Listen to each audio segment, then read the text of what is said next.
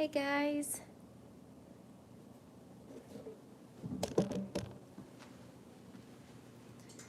Oh, let me get this going.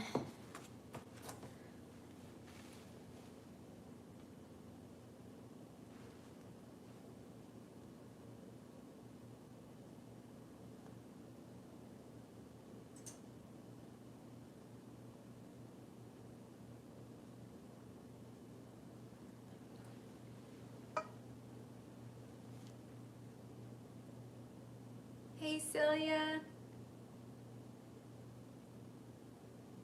Trying to get to my chat so I can see.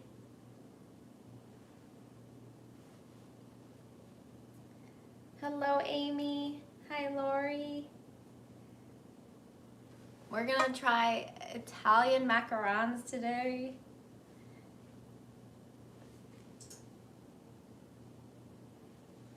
Okay, so I was looking back at if I've done Italian macarons here yet, and I've done one, but it was Sasha from Sasha Cakes, Chicago Cakes. It was her reduce, reuse, so it was a different recipe. So I haven't made my macaron Italian method here in this house yet, which was crazy to realize.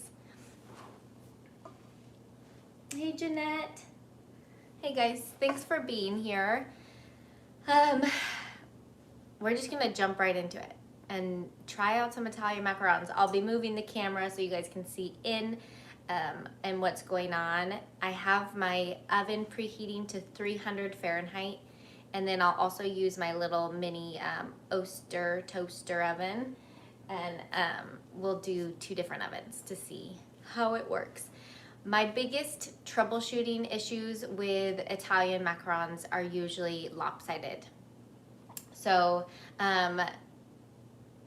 that's usually what I've learned is I need to not whip my meringue to super stiff. So we're gonna try for a medium stiff peak when we're doing our Italian meringue. And then also ovens are always, the issue. So we will work on temperature. So the sweet spot is 300 Fahrenheit for me, and then I go from there. So that's always my starting point. So we're gonna try this out. Okay, Amy, you said, does Italian work better for larger production? Oh my goodness, Amy, that's amazing. Wow, you made that many.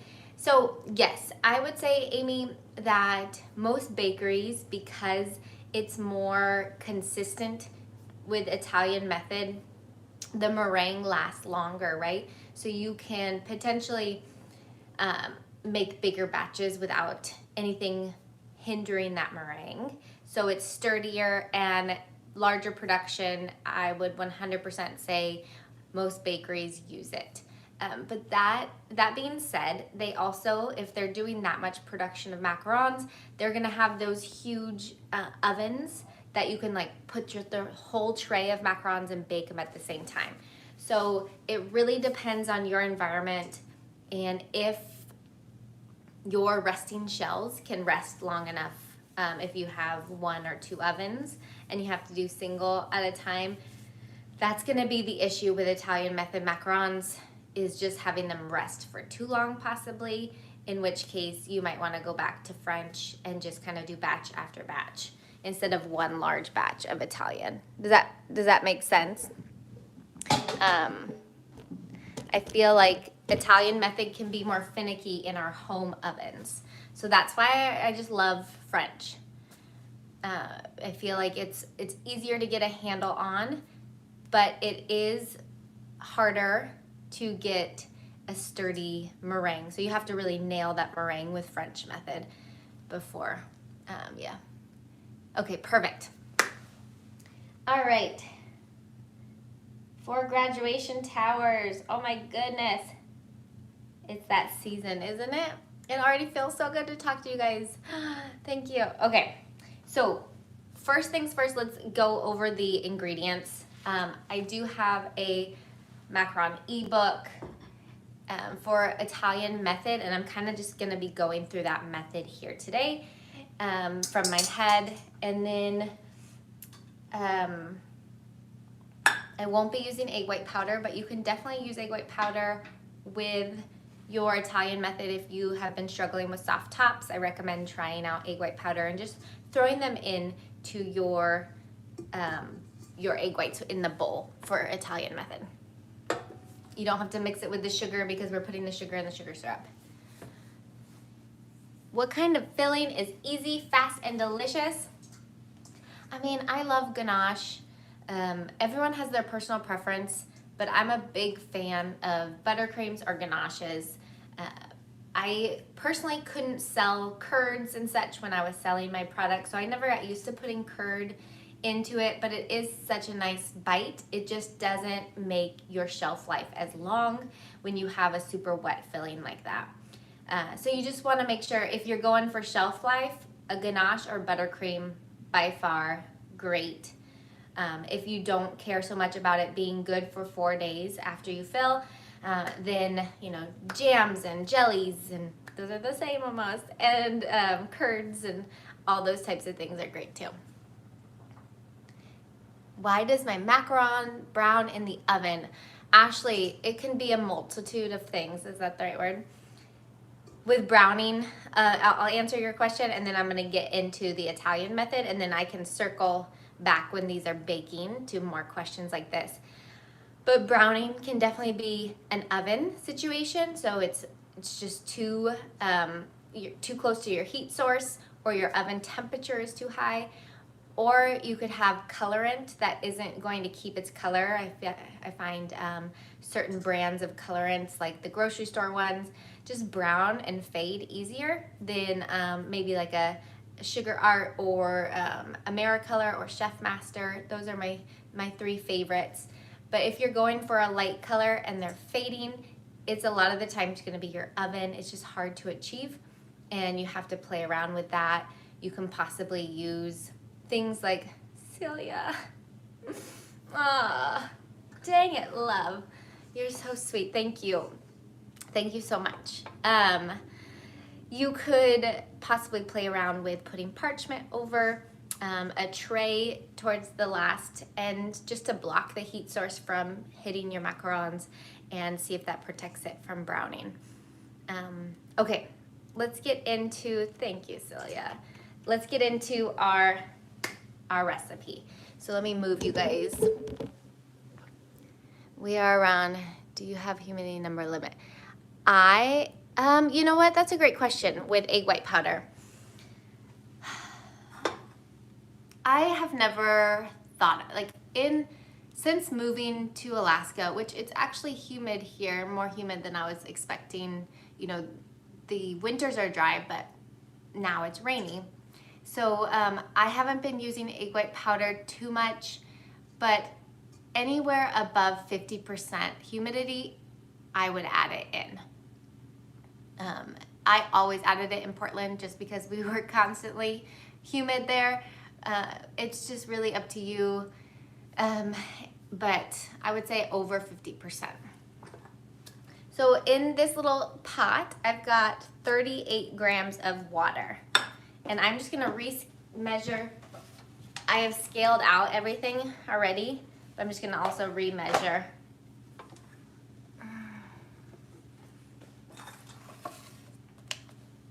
So we got 38 grams in that pot, and then you're gonna carefully put your sugar. So the sugar I have is 164 grams of sugar. So when you pour this in, can you see? Yeah, you can see in the pot. You don't want to just shake it all into your pot, right? Just pour it really carefully into the center and let it get moistened by that water. The last thing you want are sugar crystals to stay on the sides of your pot, making sure that it's 164. So you got a little extra. You don't want the sugar crystals on the sides of your pot, because then you can get a crystallized sugar syrup. So we've got our water, and our sugar here, and you just kind of, you know, get it all moistened. You just want it to be like wet sand, and I will see how it's just slowly taking over. The water is moistening. That's what you want. You can stir this mixture, I suggest, with a fork. Just kind of like make sure there's no sugar stuck on the bottom of your pot. But once it comes to a boil, do not stir, okay? That will cause it to crystallize, and it will make for a very ugly, chunky meringue. Okay, so while that moistens, and then I will put, so that's 38 grams of water, 164 grams of the sugar, granulated sugar. I'm gonna put 60 grams of egg whites in here. Again, just rescaling because this has been out for a while. If anything evaporated, I want to replenish.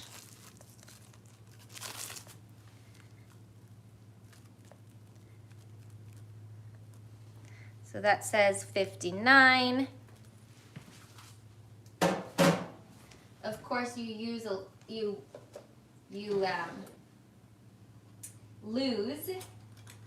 gram here or there if you are scaling into some. Oh, now it says 60. Okay, we're at 60 grams.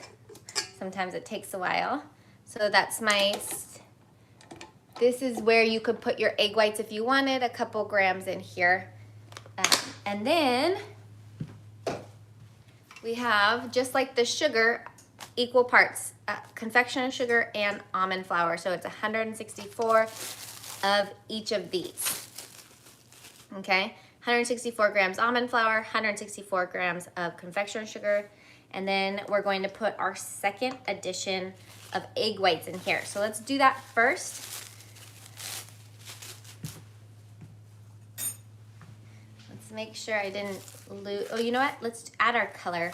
So the cool thing about Italian method is you can add your colorant into your paste, you can add it into your syrup, or you can add it into your whipping egg whites. There's so much liquid, right, to moisten up and incorporate your, if you're using dry powders, or to use gel paste in all of them. Either way, it's a great way to get super dark colors. If you know me, I don't love using a ton of colorant for anything, so I am just going to probably use this, maybe a 1/16 here, a 1/16 of a teaspoon, and I'm gonna mix it in with my egg whites and just get it nice and activated, I guess you could say, the color. This is the Sugar Art Emerald Green. I'm loving all the green outside. We finally have green here. So that was the Sugar Art Master Elite.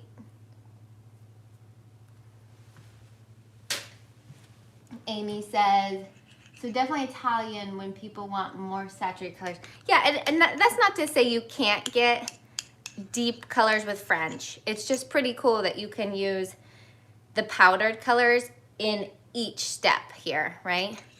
And really go deep. Now, with your paste, just know if you want a super deep color, go really deep with your paste, because if your meringue is white, you're gonna really lighten it up once you add your meringue. So make sure your paste is darker than your desired color that you want to achieve, because it will lighten unless you add the colorant to each step. Okay, so here's my egg whites.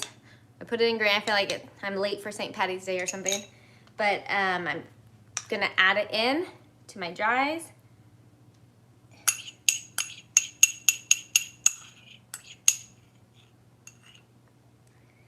And we're a couple grams short, 2 grams short. My, what I was taught is plus or minus 1 or 2 grams is sufficient in a recipe, right? You don't want to be off more than 2 grams. So I'm not gonna replenish anything here. It's fine, but that's a rule of thumb. And now we're just going to make our paste. So here, it's like really weird at first. Like everything with macarons, I feel like with the French method, when you're putting in the dries into your meringue, it's so weird too. But you just want to saturate this basically and get it into a nice paste.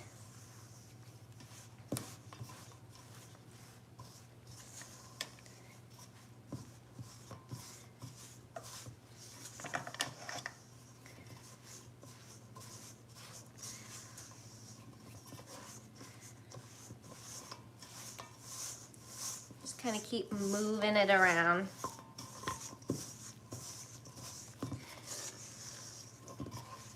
What I really like, I'm gonna turn my my stove on like super low just to start dissolving the sugar.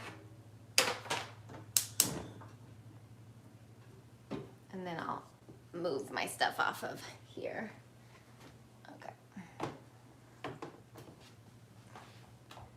Can you do the initial paste with your stand mixer? Yeah, I don't see why not.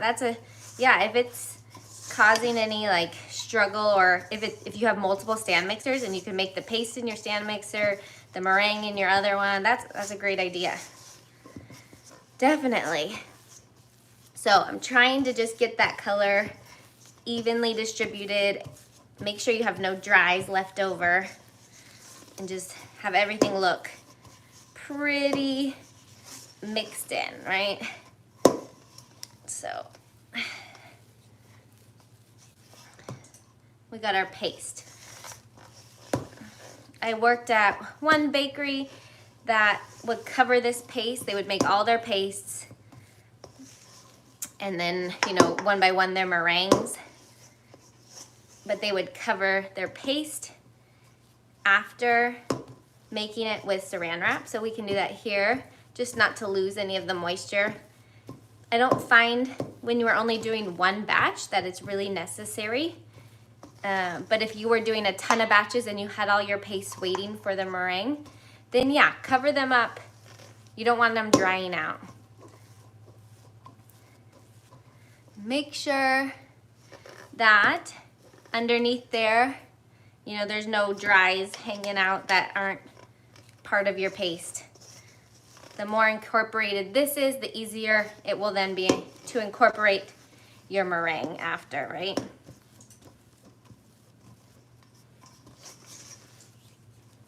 Evenly, I guess I should say.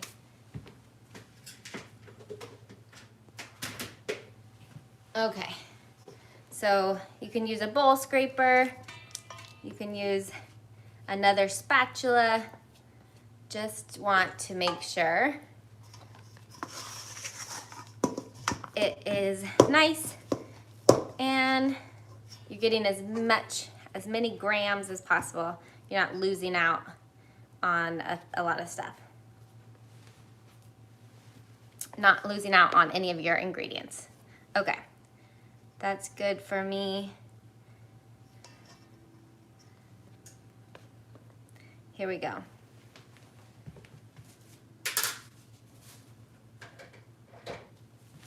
You can cover this up for practice, and we'll just put it to the side for now and work on that meringue. Let me wash my hands.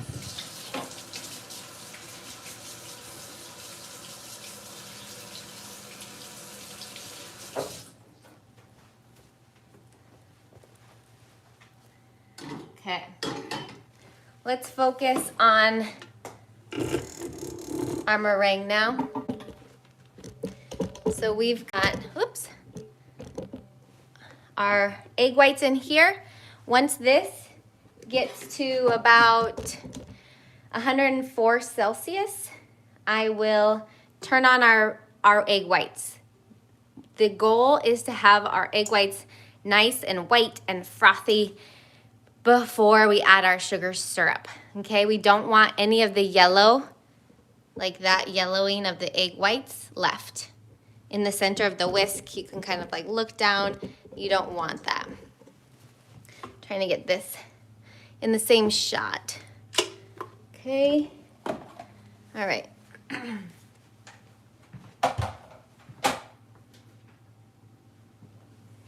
So I like to use both a gun, temp gauge, and something a little more accurate with a probe that I can actually stick in. This isn't boiling yet, so I'm just gonna kind of make sure nothing's stuck on the bottom. And then we're gonna crank her up till medium and let her rip. We're searching for 118 to 119 Celsius here. And then we will pour into our whipping egg whites at the highest speed. When we pour in, it's at the highest speed. Once it's turned down, I will push to medium high speed, so about an 8. My burners here are so uneven. I don't want sugar crystals left on here, so I'm just kind of cleaning that off. My burners are just not, they don't evenly heat, so I just need to make sure. I'm constantly watching the sugar syrup and making sure things aren't getting too hot before my sugar is dissolved, right? So I'm gonna turn it down a little bit. We want the sugar to dissolve and it to heat up at the same time. We don't want it to start boiling on the edges before all that sugar is dissolved, or else we're gonna have a grainy meringue as well. So let's see. In the middle, the gun is saying it's about 46 Celsius. And on the outskirts, it's saying it's like 103. So that's my oven. I mean, that's my stovetop for you. You don't want to stir too much again, because that's going to add or make crystallization, but you can kind of swirl it a tiny bit just to kind of get things around without crystallizing. All right. So try to keep moving my pot around.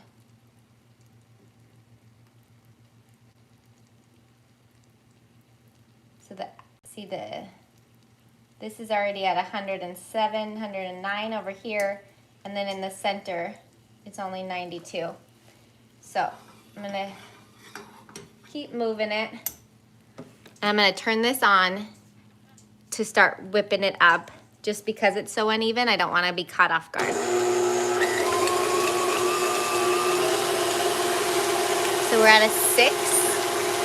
I'm just gonna whip it up till nice and fluffy. If this is going too fast, then we can always just put it down to a stir while this gets to temp. But I'd rather have this ahead than this ahead.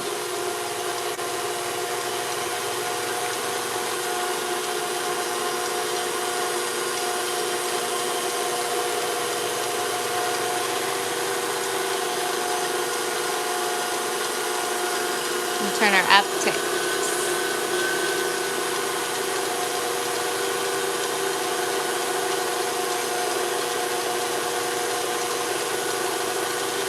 so now this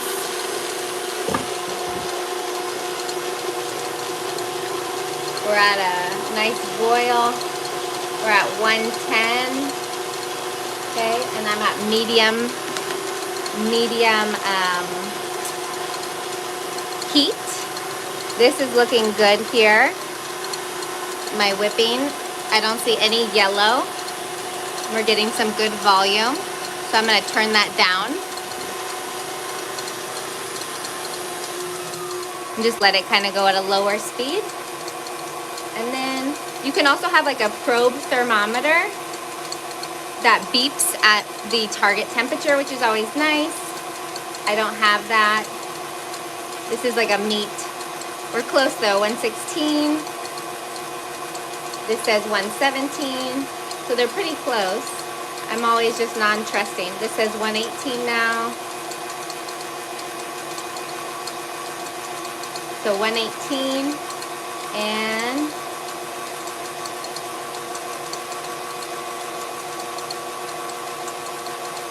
okay, 118. I'm turning it off,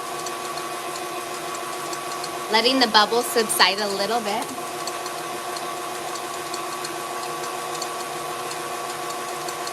Now this is so hot, right? So you want to be super duper careful. Inside here we've got, it looks very white, but it's not like super voluminous. It's not going to have a peak yet, right? It's just nice and foamy and fluffy, soft. Okay, now let's pour it in. I'm going to turn it all the way up to a 10. Pour in our sugar syrup down the side. You don't want it hitting the whisk.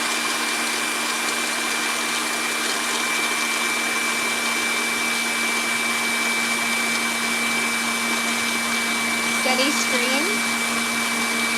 Hopefully you guys can, I'll move it this way so you can see.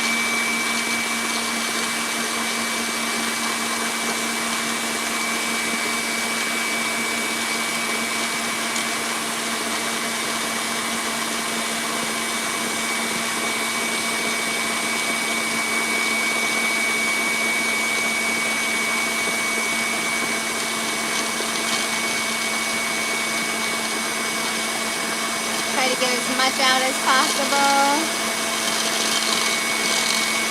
Alright. Now don't worry about the sugar that stays on the side. It's okay. This is good. The bowl is going to be super duper hot. All of it's in, so I'm going to turn it down to about an 8 and set a timer for 3 minutes.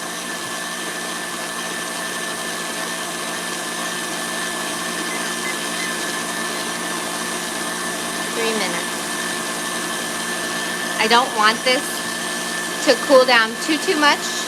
For this size batch, 3 minutes works well to get it to about 38 to 40 Celsius.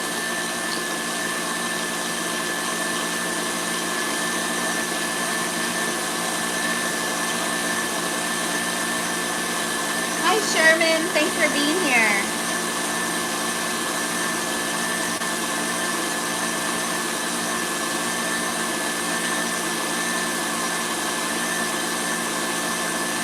Ashley, you do not absolutely need egg white powder, no.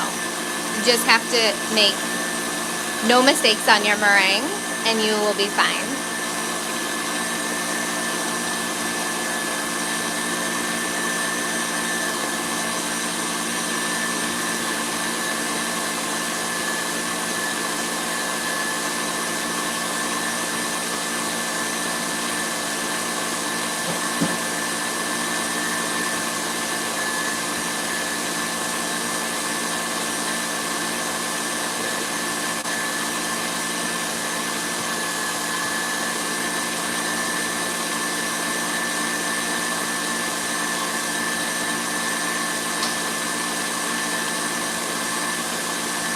Okay guys, once the mixer's off, I'll answer more questions and everything.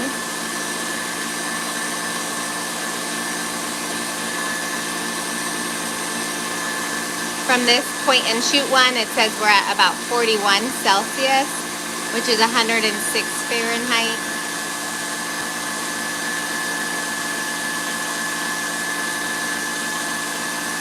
And I still have 1 full minute left on my 3-minute timer. Oh wait, it just went off. I think I am low on battery because this just went off, but it has not been 3 minutes. So never mind on this. Let's check it where we're at. It's a great timer when it goes off. All right. So this is a really nice, let me try to get the lighting to not be so.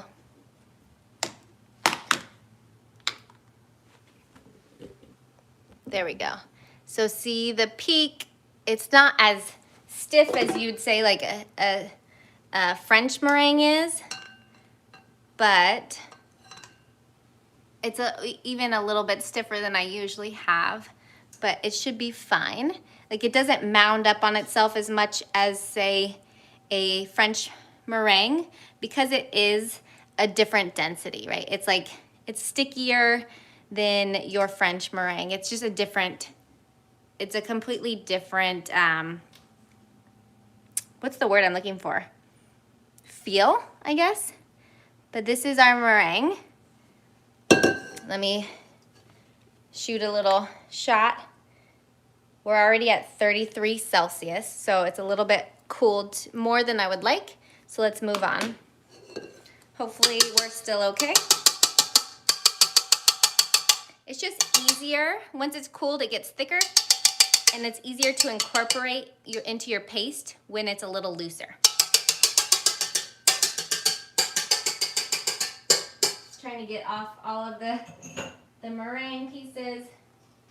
Let's bring our paste over, and I'm gonna clear off this space. Oh, I always forget it's colder here in room temperature wise too, so that's why it could have cooled down faster. So definitely take into consideration when you're making things with a recipe, like it might not be the same in your environment, so you gotta trial and error it. Okay. Now we're going to do our sacrificial addition. The first little bit is going to just be to really lighten up this paste, or else it's super hard to add anything into this stiff paste, and then you're like worried about deflating. So don't even worry, this is all gonna get deflated, but we're gonna save this bit and be more careful with that. We're just lightening up the paste right now. And I promise I'll get to your guys' comments. Viscosity is a good word, yes. So right now we're just really trying to get that paste and the meringue put together and not even worry about the deflating or anything. Just lighten the whole thing up. Sacrificial. All right. Okay, so that's pretty good. Now we're gonna be more careful with our next additions. A couple more additions at a time.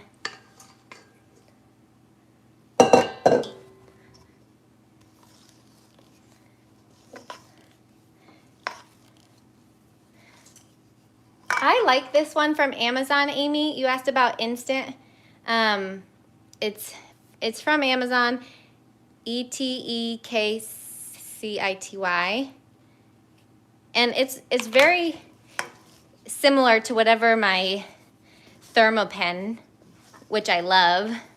My Thermopen was the green one I was using. So it reads very similarly.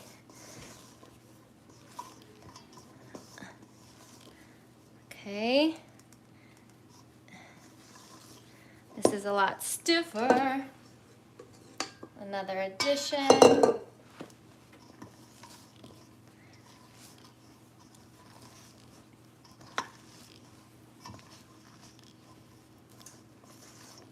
So I'm just kind of tumbling it in. Once all the meringue is in, then I'll start the actual macaronage, the deflating portion.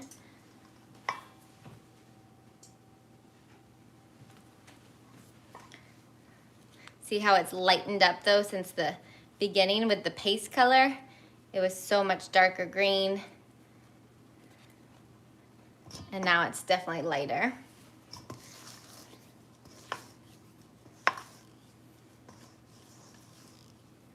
I just had some peanut butter.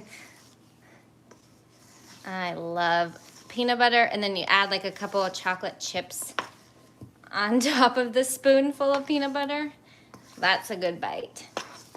Okay, let's add in our last bit of our meringue.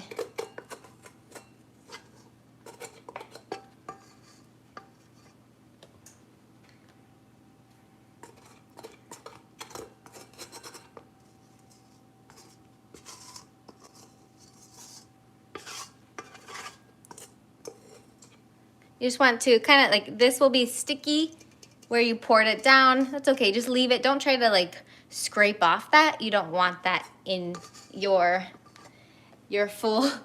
batter.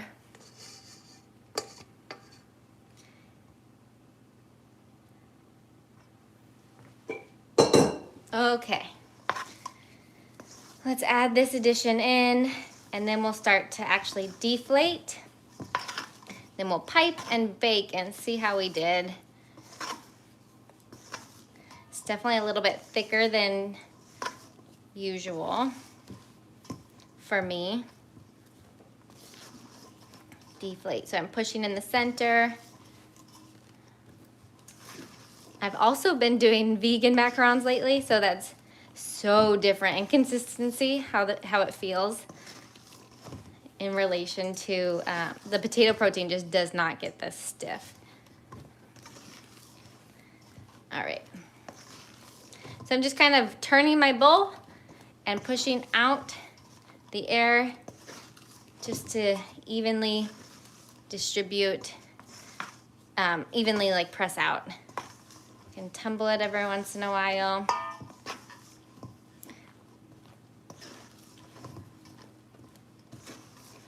It's your workout.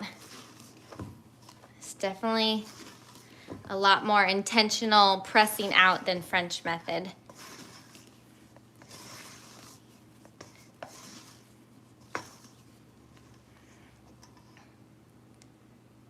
We got more to go, still too thick.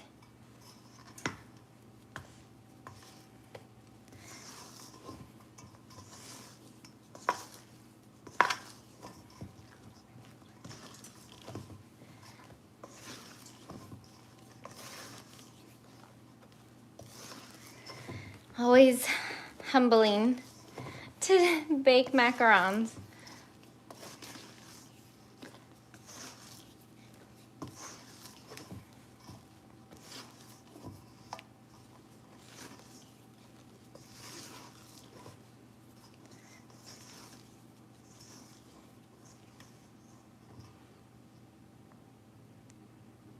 All right, that's looking better.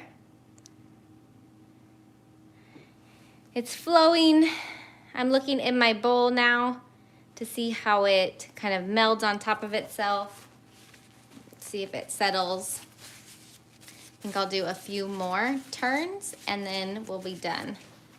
It's kind of still mounding on itself. So let's go a little bit further and then we'll pipe it. Just being super careful now that we're closer and just sort of turning, which inevitably loses some air, but not as quickly as actually pressing.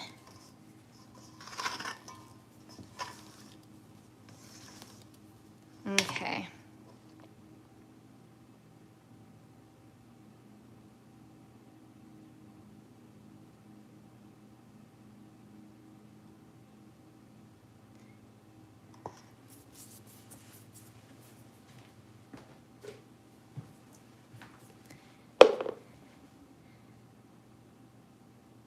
It's continuing to spread. I like that.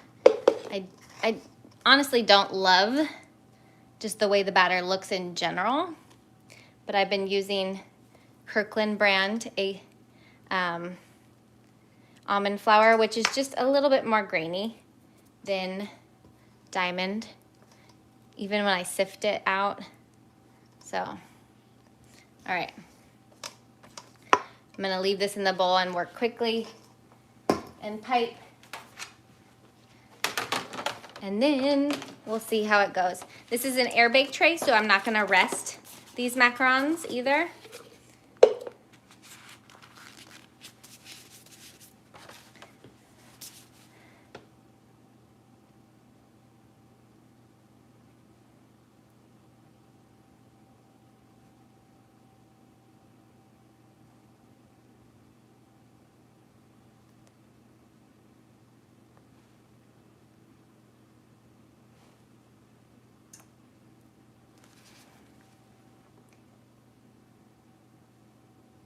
I haven't been using my air bake trays recently with my French method, just because of the texture I haven't been loving.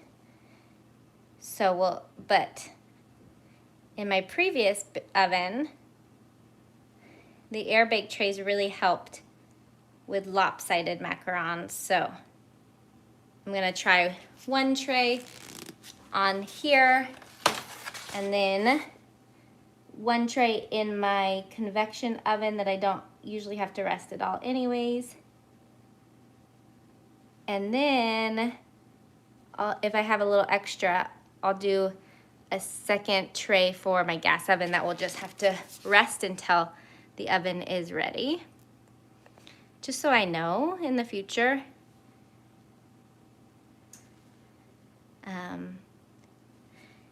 If I'll need the air bake tray, or if I can do regular oven or regular tray. So that's why I'm not gonna do a full tray. I wanna learn, this is the first time I'm doing this recipe here. So if these all turn out lopsided, I don't wanna put all of my eggs in one basket, right?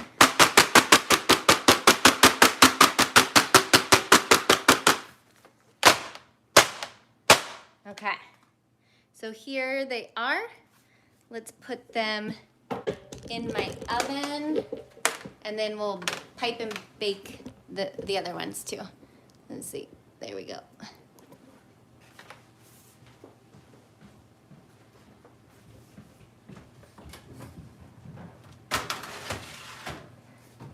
I'm at 300, and then I always put down to 275 once they go in, because my oven shoots up. And then we're gonna do 8 and 8 to start with.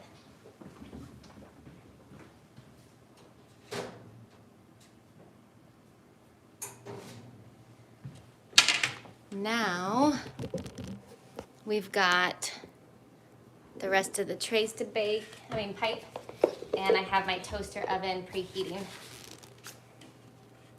And I'll have to get one more silk pat.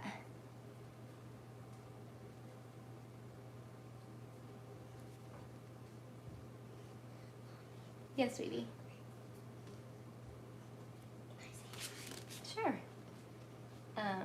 It's just on here, so you'd have to come like right here.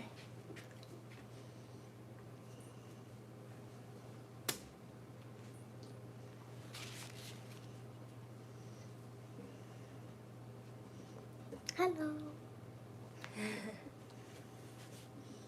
You look delicious, Mom. Thank you, Ayla. We'll see if they turn out. I haven't done Italian method here. Please get your nose out of them, goofball. Okay. That's as much as I'll put on this one. Mom, I'm hungry. Can I have something to eat? Yeah. Can you wait till after the live, though? I'm so hungry. You can grab yourself a snack. Okay. Now I have the rest of my batter going in. You can always use multiple piping bags if you don't want to rest your batter out for possible drying out. So you can always, it's always safer to actually put it into multiple piping bags. I just didn't want to use multiple piping bags. So there's that. All right.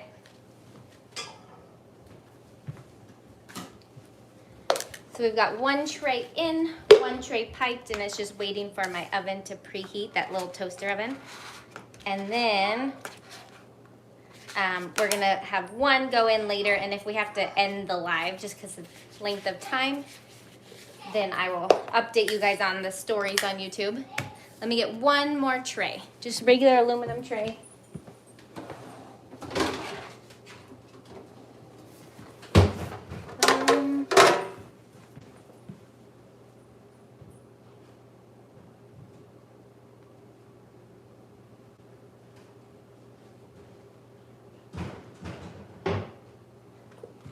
And then I'm ready for answering questions after that, okay? Thank you for being patient. Less to wash, exactly. I'm always game for less. I might actually have more batter than this tray.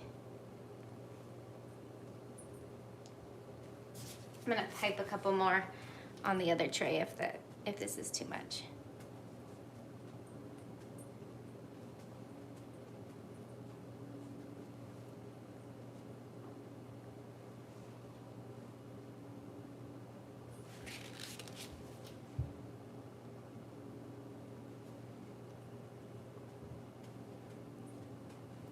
Pipe, pipe, pipe all day long.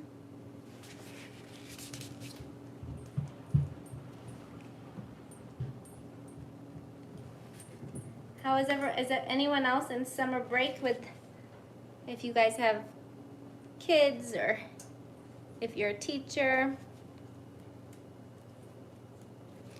or a professor?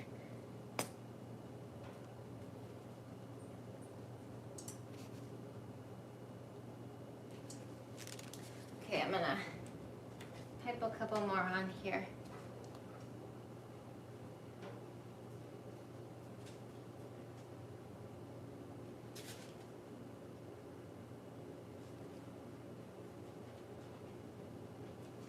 All right.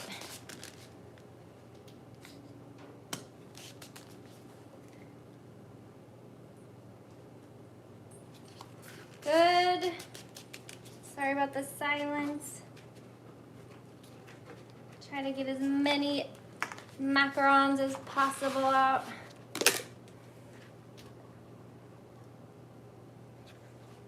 That one's gonna be really big.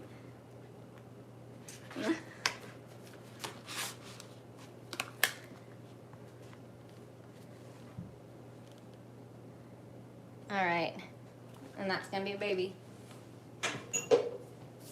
All right, tap this guy, and this one tray is gonna rest.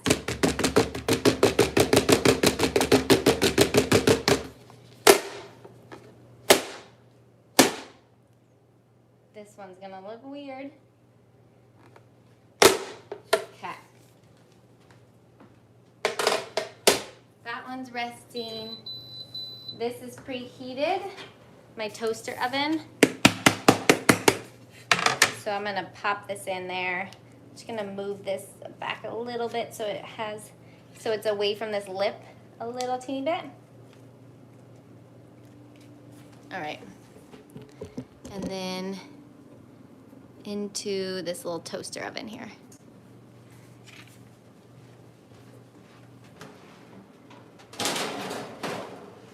So I had preheated at 300.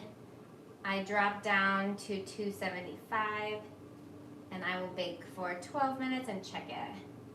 Turbo. Okay, so we'll see. All right, and then I think it was a little bit blurry. It's also backlit, so. Okay, so we've got two trays in, one tray resting to dry, because it's not an air bake tray. It'll develop a skin, and then I'll bake. Okay, Celia has a question, two-part.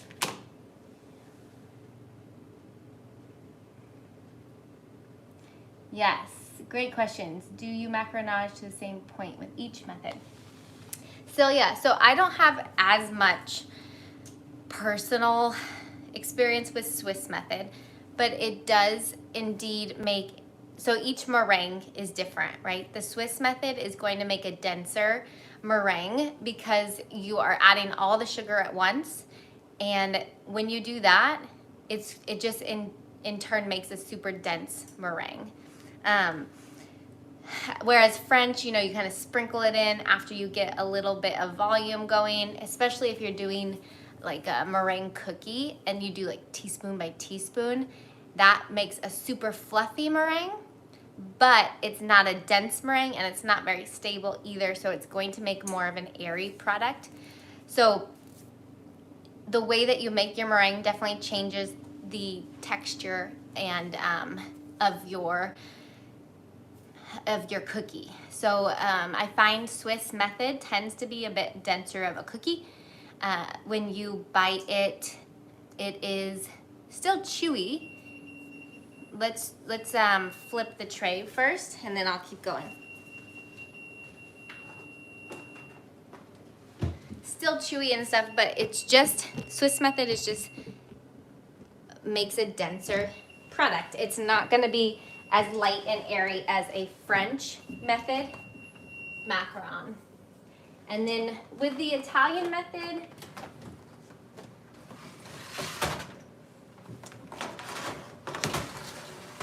we've got little feet so far. Nothing to write home about to really observe. We'll do 8 more minutes. Okay. So, what I was saying. So, I find that the Swiss method in general makes a denser macaron. Not like necessarily a good or a bad thing.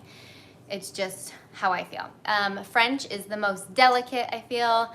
A little airier. Most of the time it will have those air pockets that like lead to that crunchier out exterior, and the interior is just light and delicate. Along with that though, the recipe I use for French method that's based off of Indulge with Mimi's recipe, the ratios are so different from the classic French, where you have almost 2 times the amount of confectioner sugar to almond flour. And the more confectioner sugar you have in the recipe, the more crunchy it's gonna be. So as we get closer to equal parts almond flour and confectioner sugar, it's going to make a different texture of cookie. So the more almond flour you have, the more cake-like your product is gonna be. So that's also can change, not just the meringue, but the amount of almond flour and confectioner sugar you have. So if you go to like a Brave Tart, if you've seen Stella Parks's recipe, it's more of a 2 times confectioner sugar to almond flour, French method. It's beautiful, but just gonna have a lot more of a crunch and then a delicate inside, whereas some macaron recipes are more of like a cake. Have you ever noticed that? Which I find Swiss method tends to be that way. Because you have that dense meringue, and then you also have usually equal parts confectioner sugar and almond flour. And then to our, when we're speaking of Italian method, the Italian method, I find, I've always found a tiny bit sweeter, but if it's consistent for you in your oven, the amount of, the sturdiness of that meringue is going to just be worth it if you're making large production, especially if you have the ability to bake a ton at a time, then make a ton at a time. And then like Italian is the way to go. I find it's very similar to French in terms of just a little softer. I find it's not as crunchy, like exterior, as the French. Okay, let me go back. And then so your second part of the question was, do you macaronage to different points? I find that they're pretty similar. It really is hard to say because like I was saying, that the ratios are really what matter. So if you have a 2 times a 2 times confectioner sugar to almond flour, you don't want that to get too runny. And it's going to faster because it's not as thick of a batter in general. So it depends on the batter consistency. So I guess no, you don't macaronage to the same points.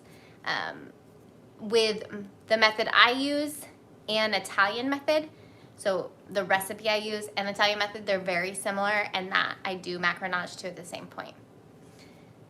So it really depends. Okay, do you... Watching from, sure, is anyone else? I know, Amy, marshmallow fluff is so good with peanut butter. Oh, yes, please. Oh, thank you. Amy said, my daughter's adorable. Since March. Oh, Amy, yes. I hope she's doing better. I know it's going to be a process, but I've been thinking of you, Amy. Hi, Margaret.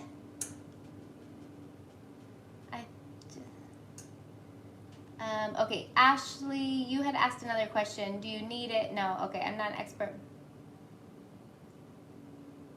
Perfect. Amy said that the egg white has, so yeah, when it comes to, I'm glad to hear that. Oh, it must be such a ride. So when it comes to egg white powder, is it necessary? You know, and I would say no, it's not. Tons of people make it without it. Is it a huge safety net? Yes. Hello from Kenya. It is a really nice safety net. It is, once it's going to be a little different. It feels thicker once you have that in your product as well. So you want to make sure that you give it a couple shots before you are like, this doesn't work for me. But in general, it'll be a little thicker, and you're gonna have to macaronage a little bit more. You might have to whip a little bit more of your meringue, but it really does help in the sense of having a big safety net. So I really love it. When I'm using Italian method, I've never really gotten in the habit of using it. So French method for sure.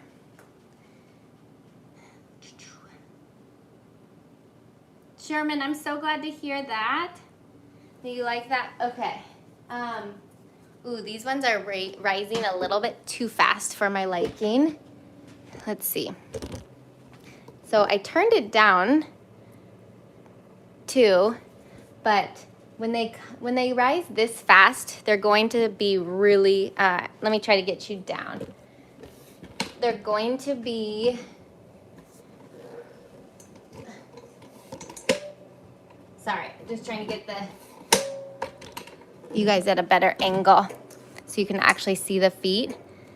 When you see, it's almost separating from the feet there, I don't know if you can tell, but it'll collapse on top of itself, but there'll be super ruffled bottoms, and it's not what I like. I don't like this. My oven is too hot, which is unfortunate. I turned it down and everything, but that's the only downside about this little oven is it's hard to regulate temperature. But see how it's almost separating from the freaking top? Look at that. So it rose way too fast. That'll be very interesting how these settle down. But macarons in general will always rise up and then they'll settle down. But if you need the correct temperature to make sure they don't rise too fast and completely take over your foot, or if it's too low and your foot doesn't ever develop. So we'll see. You have to start it at 275. Yeah, maybe I might have to do that. I've never had them go so wild, so we'll see. Yeah. The ones in the very back are super ruffled out.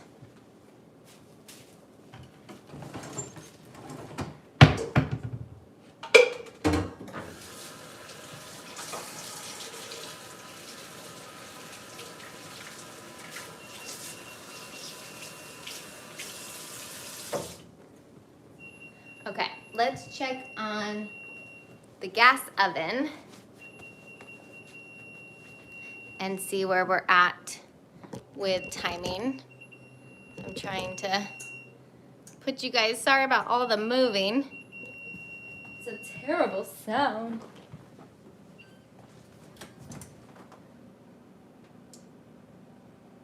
So we're definitely not ready. It says it's at 350. Why? Why are we so hot?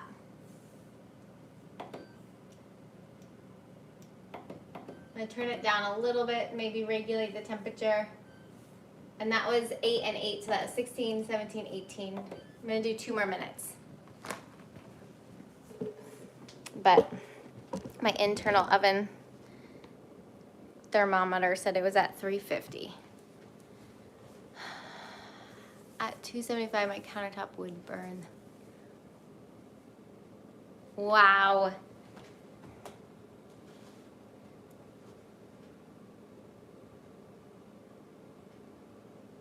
$275. Sorry, I'm rereading. Does it bake super fast? Do you have the same model, Bonnie? Oops. Oops, I forgot to check it.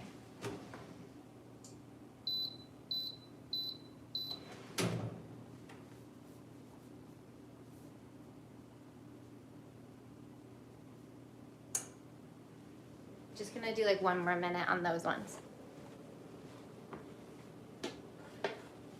And then these ones, when the oven is ready, are dry, so they'll be ready to go in.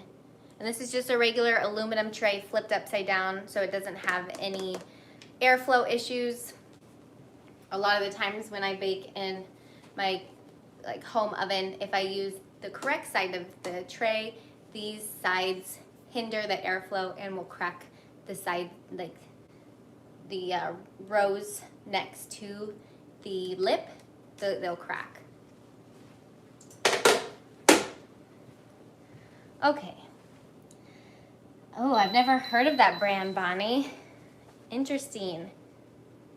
Yeah, this one, I feel like it's usually pretty consistent, but maybe with my Italian method max, I need to go lower and preheat, like Amy said, at 275 and reduce down to 250. Celia, I find it best to do no rest when it comes to, it's already been 2 minutes, when it comes to humid environments. It's just less time for things to ruin a batch.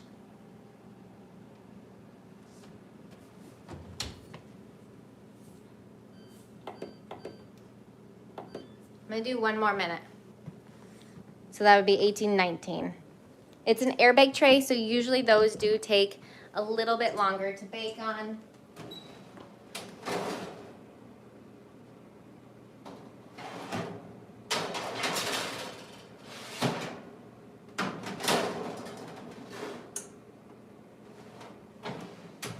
I'm confused with these ones because they didn't collapse on themselves.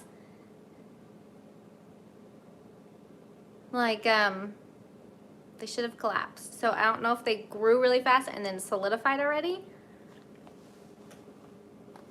This is gonna be really interesting to look inside those.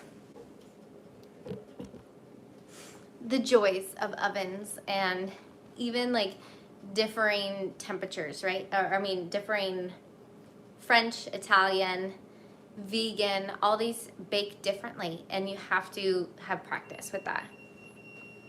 I hate that sound. 1 more time.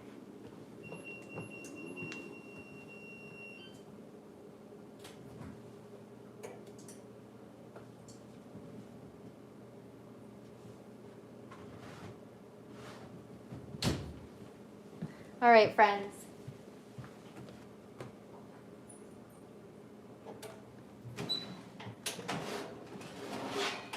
We're taking these out. So here these are. They're a little wiggly still, so this may be way too early. But what I've noticed with my French method with my toaster oven is that if they're a little wiggly, that's fine. Because they bake so fast, it just takes a little bit longer for them to solidify outside of the oven. So I don't want to over bake them. So I'm just gonna let those cool and relax for a little bit, right? The toaster oven does not fit these regular standard half sheet trays. This is smaller, so I can't pop that one and that one, but I will take this out.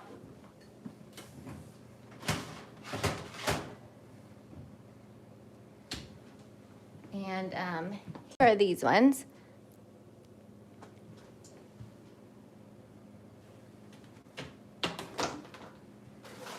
Again, I'm a little nervous about the bake. They're a little bit wiggly still.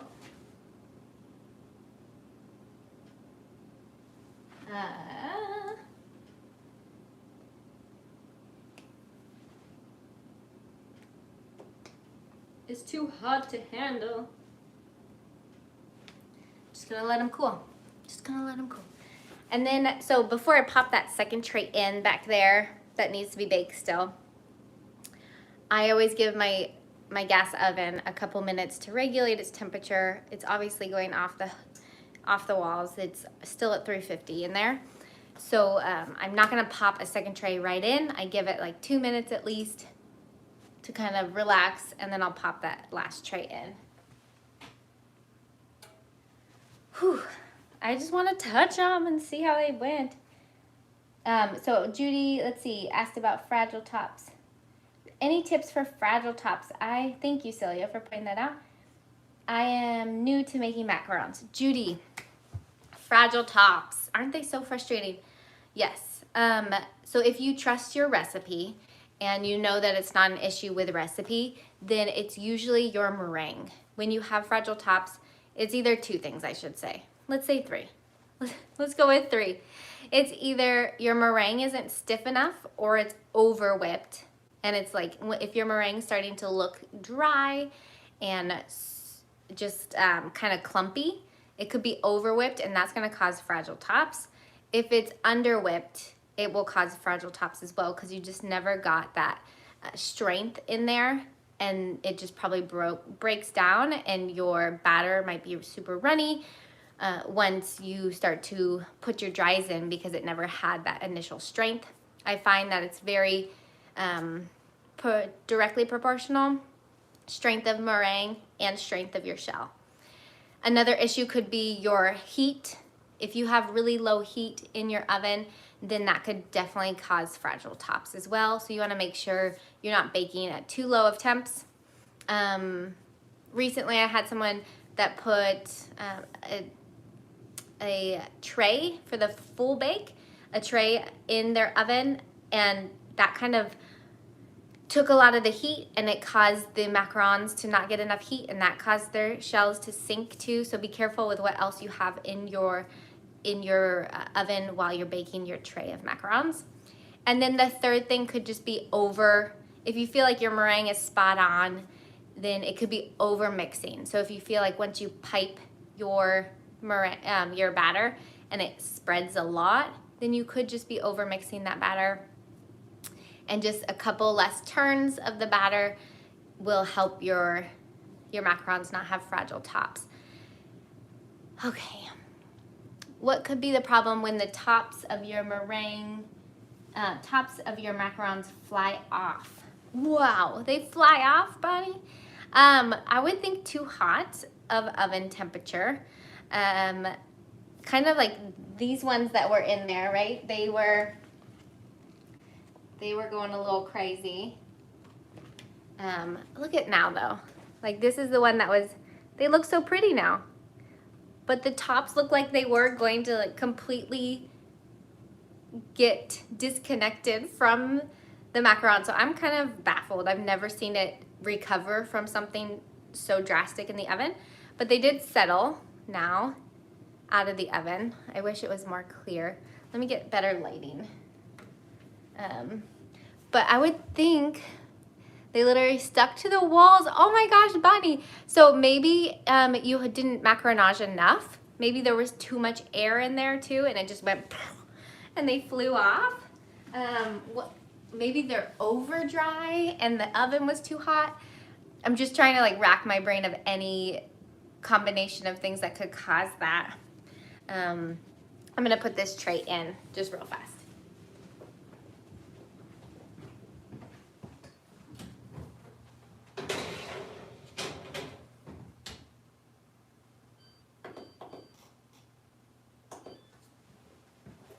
Okay, now I'm gonna do 9 and 9. 9 minutes and 9 minutes, and we'll see where we're at in trying to like, I'm just backlit, so it's hard to find. Maybe I can turn it towards the oven and it will be better. Okay, let's see here. Let me get my gloves.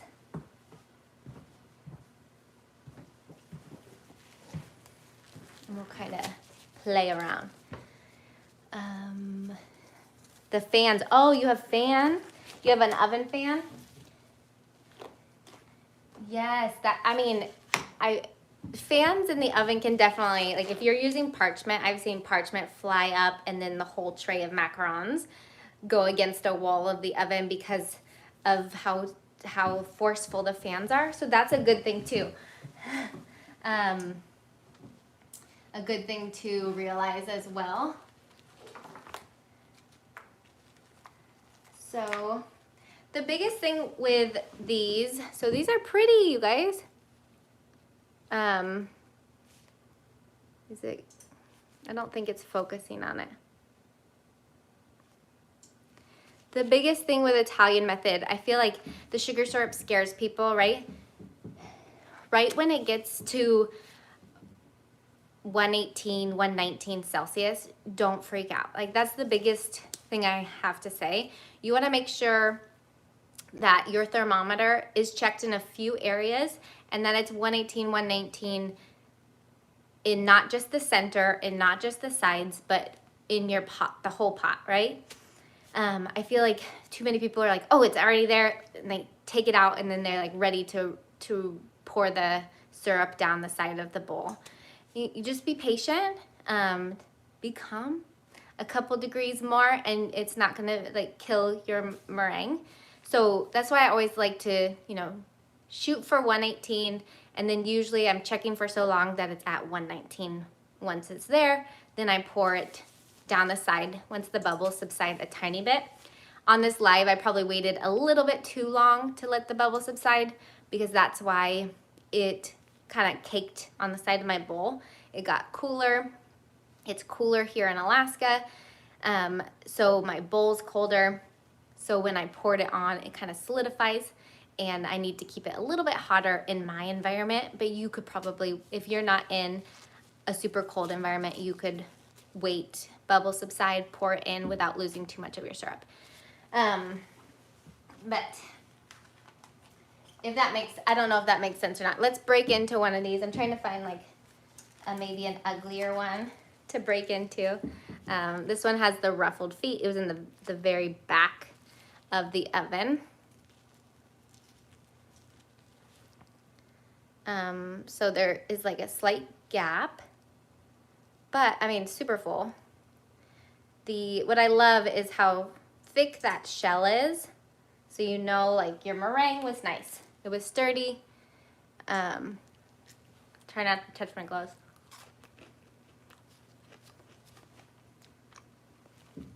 Just a little sweeter to me than French method.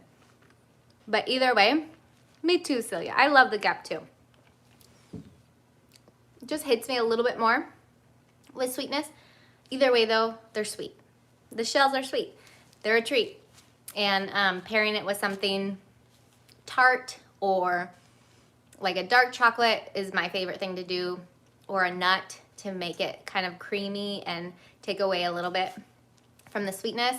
So like pistachio, which I think I'll do for these. Those are my favorite things. Some people have a sweet tooth and they can handle sweet on sweet, right? So then if you're like really into super sweet, doing milk chocolate or a white chocolate filling.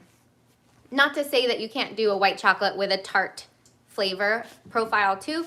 So it doesn't mean like that's the only option. I'm just saying, for me, I gravitate towards a dark chocolate or a creamy buttercream or a tart buttercream or a nut product for filling. Let's check our air bake tray, because those are the ones I've been having trouble with in this oven.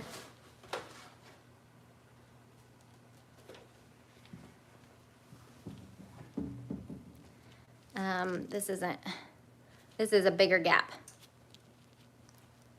So still a good amount of like cookie. I'll get a different one.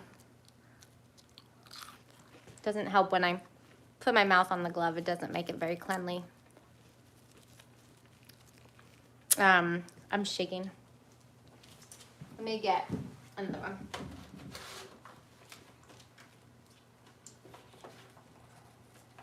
So these are the ones from the air bake tray. Smooth bottoms, not completely smooth, but not a problem in my eyes. They look, no Emmy, thank you. I feel like you guys are such supporters and I appreciate you, thank you. So here we go. It's not, the gap means more filling, exactly. So I love how these look, nice clean foot. I just wish it would focus on it.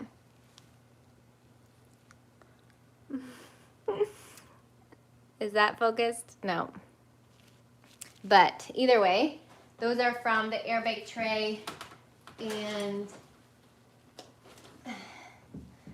it's just that they do have a bit more of a gap there. That broke easier. That's a big gap. A lot of people come to me asking to fix that gap. I don't care. When you're selling macarons, you can't break open every one and be like, this isn't enough to give my customer. You're gonna lose out on a ton of money. Like Amy said, more filling. Push up the bottom and fill, right? Fill it, sandwich it. It's gonna be amazing still. I tell you, like if you go to a pastry shop, the macarons that are in the case are not gonna all be perfect, right? Yes, Lori, it is fine. They look tall. Do they look like little tall feet? But yeah, at a bakery, the profit margin is way too small to be breaking open cookies and seeing if you have a gap. That being said, I do see the problem if you have a fragile top, a huge gap, and it just crumbles upon, trying to bite it or touch it. That is obviously a problem. But sturdy tops, pretty feet, you're good to go. Maybe there's a little bit of a gap. This, my electric oven usually does produce less gap than my gas oven. That's just how it is, and I don't find that, I'm never like beating myself up about it. I'm like, oh shoot, I didn't do that well enough. They taste great. They taste good, and they have a more delicate taste as well at the end when they have a little gap too. Okay, so I've got that one tray still in there, but I haven't seen some of your guys's. Okay, thanks again for the info. Yeah, of course. Trying it. Oh, Noemi, you're gonna do it this weekend? Awesome. Oh, Lori, yes. I am glad that helped. I know that we're inundated with like picture perfect things these days, but I have some meringue on me, but it's really, if you make a good cookie, it's gonna taste good, right? No one's gonna be opening up your cookie and being like, oh, she made it with gap in there. Like, who's gonna say? I don't know. I know there's some people that would, because that's just the world we live in. But most of your customers or your family is gonna just be in love with whatever you have made.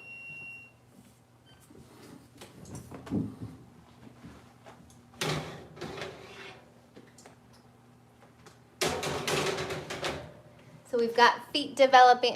It's too hard to really see. These ones look okay. One row is lopsided though.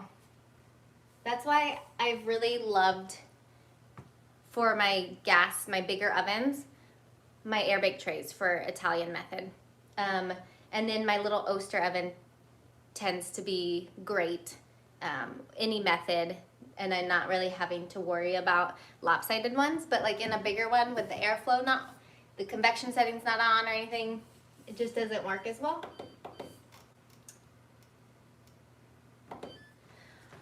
Okay, let me see if I've missed you guys' even the macarons at French Laundry. Oh, see, did you guys read what Celia wrote? At French Laundry, where you probably spend, I don't know, what was it, like $5 for each macaron? Oh, Felipe, I'm so happy to hear that you've learned a lot from the channel. Thank you so much for watching. Yeah, I don't know how much the macarons at French Laundry are, but they're world-class pastry chefs and people who have been trained, and and there's still a gap. When I saw a gap, yes, Amy, it's like, it's solidarity, right? And you know, like there are ways, like if you do, when your macarons come out of the oven and you're a little concerned about a gap, there are bakers who immediately just push the bottom up a little bit to fill that gap. Yeah, see, and you know what, like in pastry school for me, we never talked about gaps. That was never addressed. I don't have any notes, which I wrote lots of notes regarding worrying about a hollow macaron. That all came from social media. So, I mean, do you want a fragile top? Something that's just gonna break apart and not marry together like the classic macaron? No. So you wanna watch for that. But like a little hollow is not going to be something that deters me personally. Yes, I agree. Too cakey is definitely a fun treat, but it's not what the classic French macaron is, you know? And everyone can have their own preferences, and that's what's awesome about changing recipes is you can kind of tailor it to the texture you love and stuff like that. For me personally, I really, really enjoy a super delicate bite, and the air pockets help make it delicate. So, guys, I don't want to leave because it has been really nice to chat. Yeah, okay, let's see. I just saw a bakery and they were very thin and sold them for $2.75. Noemi, yeah, $2.75 seems like a reasonable price these days. When I sold mine individually at farmers markets in like 2018, I was selling them at $2.50 each, and so $2.75 seems reasonable. Yeah, but depends on how big they were. Mine were about 1 3/4 inch or 2-inch diameter. But yeah, they can get crazy. They're more of a pricey cookie. For good reason though. They're hard to nail. Thank you, Amy. I tell you, yeah, $4. Have you ever had something happen and you just wish you could take back? That's what's been going on here. Just a big accident. So, yeah. Anyways, 4 macarons in London. What? And they were what pounds? How many pounds? 1070. Wow, Bonnie. Yeah, I mean they're an expensive cookie. Quite a treat. Okay, I had at Bouchon 3.5 inch. Yes, I mean I've made big ones too. I love a big macaron for the sake of, you know, like more doing the like macaron cake or like fresh fruits or something like that. It's not going to have as long of a shelf life, but it's really fun texture differences with the big ones. But usually I don't just fill a bigger one like normal. It has to kind of stand out and be different. Pastry cream and like raspberries is great, but again, pastry cream is going to have a super short shelf life. But yeah, I love big macarons and different things you can do with, like everyone does macaron cakes now, and they're such a fun way to have a gluten-free treat and also something that's just different from cake, but just super elegant. Thank you guys. Thank you. Sorry, I just read Amy's thing. Yeah. Sometimes we go through some hard times, but this has been so wonderful. Thank you for chatting. So which tray today gave you the best results? That's a great question. Oh, I love you too, Celia. You know what? I think I would say the little Oster toaster oven which I didn't expect when I saw those feet, but they really settled down. And they're pretty and they're full. But the air bake tray was great too. And I think it will really actually, it'll depend on the bite too. I'll see if because of how full the Oster toaster oven ones were, I'm wondering if they will taste a little bit overbaked. So we'll see. But yeah, okay. Thank you for sharing your time. I'm not fast enough.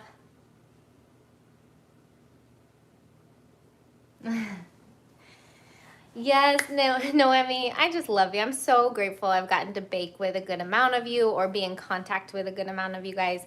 Thank you for being here. I know this was a long live, and I appreciate you being part of the Macaron Club. I love it, and it was amazing to bake with you, so thank you guys so much for being here today. And I think I'll head out. This last tray is almost done. I'll try to show you real fast. Bonnie, thanks for sharing your insight too. It's fun hearing. There we go.